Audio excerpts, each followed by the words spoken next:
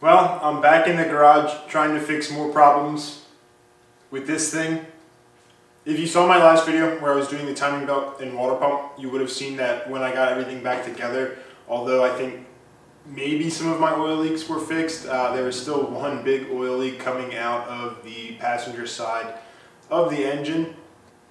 All signs are pointing to the head gasket, so that's what I'm going to be digging into today. So all of the components on the front of the engine have already been removed, so I really just have to worry about getting the ITBs and the plenum off of the intake side, and of course the exhaust off of the other side, and then hopefully the head comes out without much fight. I think the bolts on the exhaust side are probably going to be the hardest thing for me to do. Hopefully none of them are seized on there, and I know the few that are closer to the firewall are pretty tricky to reach, but hopefully with enough swivels and adjustable ratchets we can get into the spaces that we need to. And yeah, I got all the parts, new head gasket, new I guess head bolts to go in, and we'll see how much of a fix that can be. So I'm going to be starting with what I know best, and that's going to be getting the ITBs out of the way. So I'm going to take the spacers and the plenum off first, get the throttle cable out of the way, cap off the fuel system, and then I'll be able to get the rest of the throttle bodies and the runners out of the way. So that should take care of this general area. We are doing this with the garage door open today to get a breeze, that's why it's blowing out back there.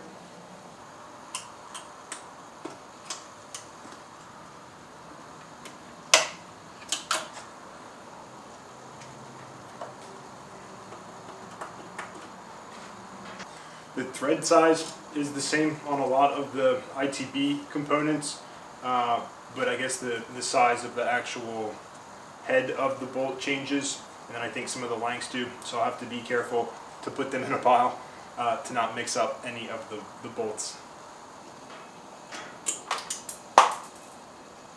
Dropped one.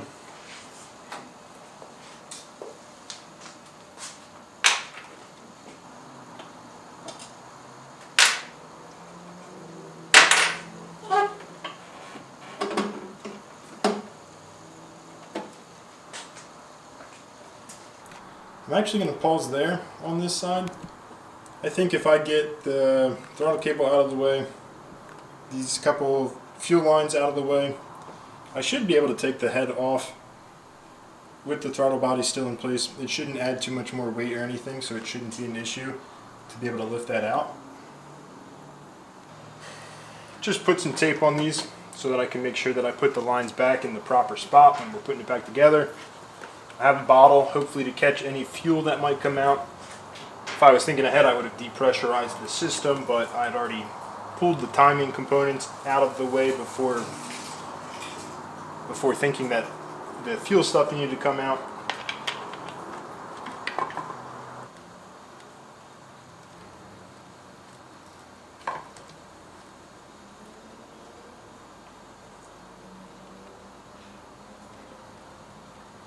Okay, we're good on that line. I guess I could have just popped the injectors out and left this kind of in the area, but leaving that in, getting these lines out feels like the easier way to do it.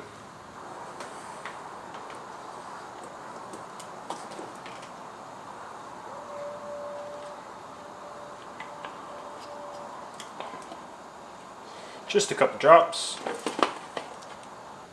Oh man.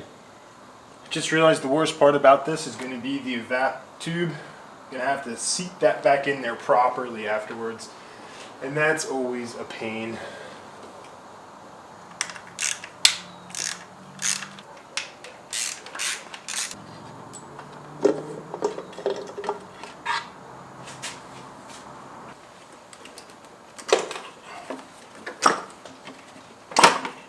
Need a deep socket to clear the studs.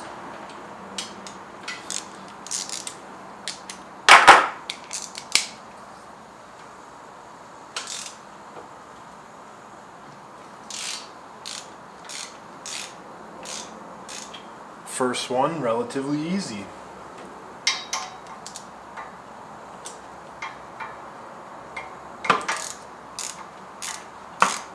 Two for two. After a long time later, I have a pile of bolts and mostly studs.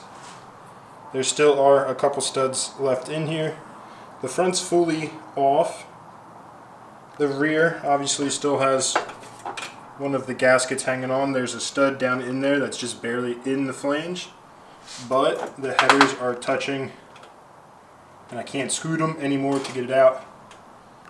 So now I'm going to work on getting the head bolts out, and I think I can lift the head up and kind of move it towards the driver's side to give me enough room over here.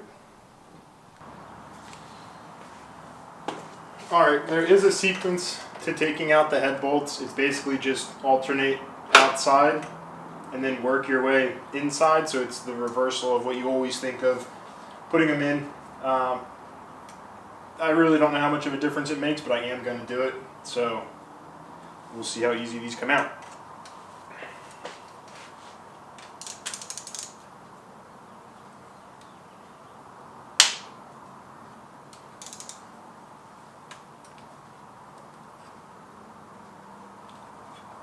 Not easy.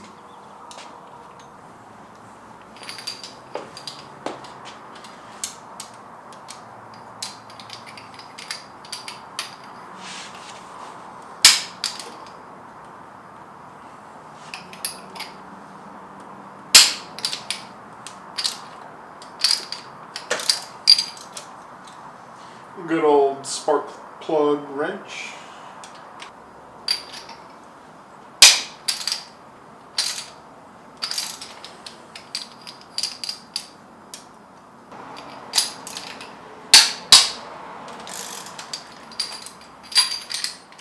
So they definitely got easier as I went. Didn't have a lot of leverage to begin with, so I was using this to add to it. If I either had this E30 14.5 inch or my 3/8 to 1/2 inch adapter, probably would have made things a lot easier, but we managed. So the new head bolts that I got didn't come with washers, so I'll have to be sure to save these. Maybe I'll save these bolts as a Wolverine Halloween costume.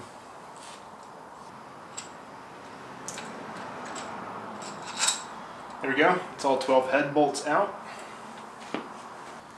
Now, what are the chances this comes up first try? It's loose.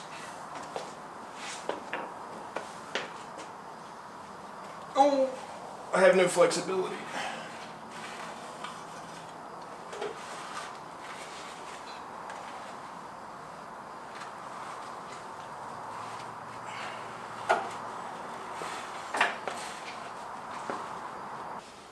My plan is to take the head, put it on this stool. Well, looks like we have a coolant hose to the back of the engine still in there. Got my coolant hose off in the back. I think the head's free. All the coolant I've spilled in the past 2 weeks is down there, so it's awfully slippery. But we'll wiggle ourselves in here with one easy pull.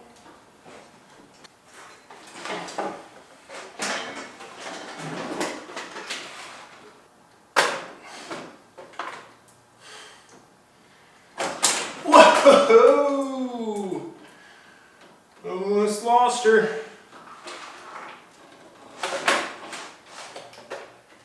Got the head out. Do I think it was the best way how I did it? Probably not. But here's what we're working with. We'll get the head gasket out of the way, cleaned up a little bit, and put the new one on probably tomorrow, and see how much of a pain it is to get the head back in this fashion. The evap tube is going to be difficult. Getting that coolant hose on in the back is going to be difficult. Making sure the studs are good for the headers are going to be difficult. But we'll get through it. So this worked once. I'm going to try it again. I want to get these studs out, so I'm putting on a nut that I'll use to try to back out this stud, but I'll have to put a second one on over there to hold it from, pulling that nut off. We'll see if it works a second time.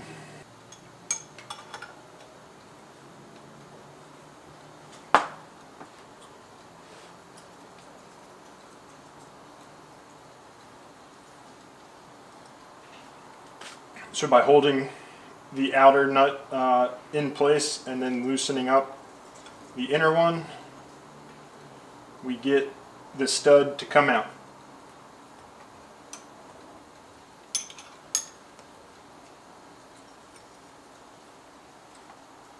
Got 3 more to do, and then I'll clean up the head and get my new studs in place.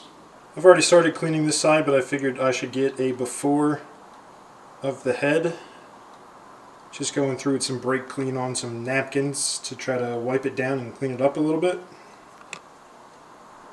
Several shop rags later, it's looking better.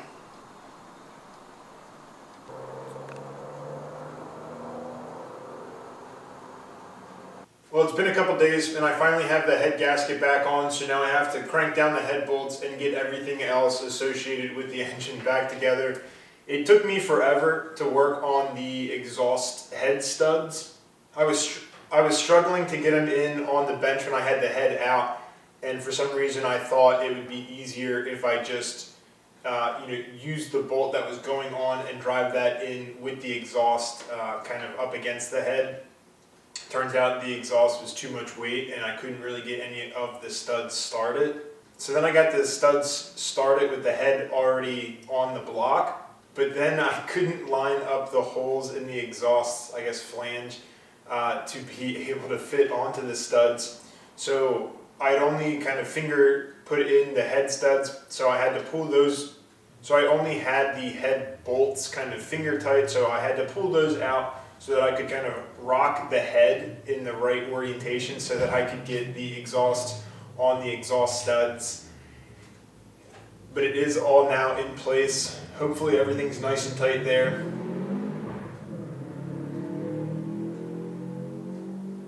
I just bought kind of OEM exhaust head studs, whatever we want to call them. And I know Race German sells a stud with like an Allen wrench hex pattern on it. So that you don't have to double nut to get the studs into the head.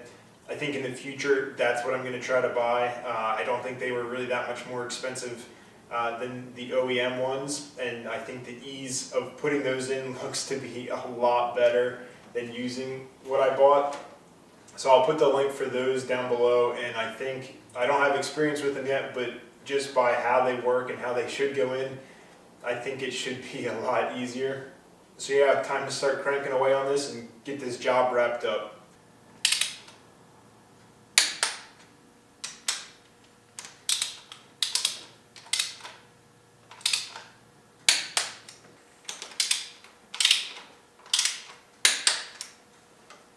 The torque sequence is pretty straightforward. The head gasket came with instructions for that, so you follow the order around the bolts. You go through it first at 22 foot-pounds and then 2 rounds of 90-degree turns.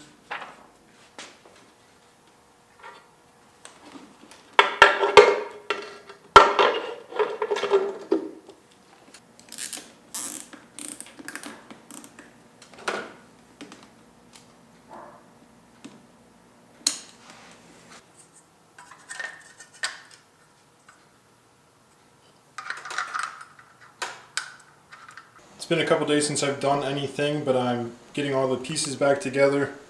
Timing cover's on. I made sure the timing was still correct before getting that together. So a little bit more towards the front of the engine. Obviously the rest of the ITB set up with plenum. And we should be ready to start the engine again. Here we go, the last piece to put back on.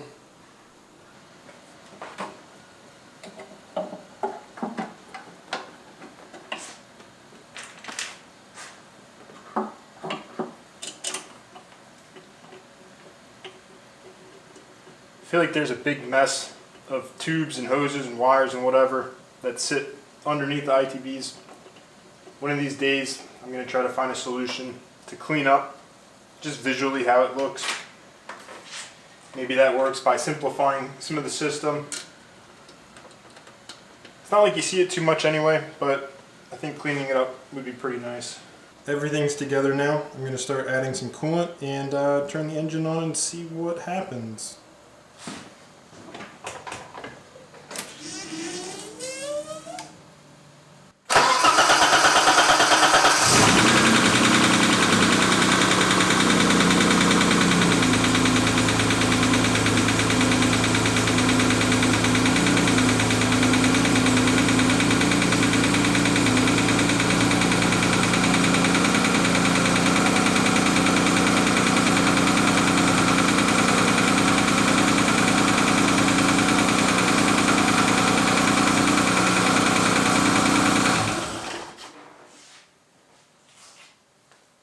So I want to wrap up what I've done with the head gasket. Everything's back together and it's running. I've taken it for a few short drives. We still have a little bit of oil leaking out the passenger side of the engine. I think there's a couple spots towards the front and maybe one in the back that's a little bit harder to see. But it's definitely less than what it was before. So yeah, I don't have too much more for the E30. I'm just going to keep driving it, see what I can do about trying to tighten up some of the leaks, but short of rebuilding the engine, I don't know how much I can do. So really just trying to get it into the winter, and then I can reevaluate then. But head gasket's changed, much less oil's leaking. Car drives okay, really no different than what it was before doing all of this work. So I'm glad it's slightly back together, and we'll see how much more progress we can make on it. Thanks for watching.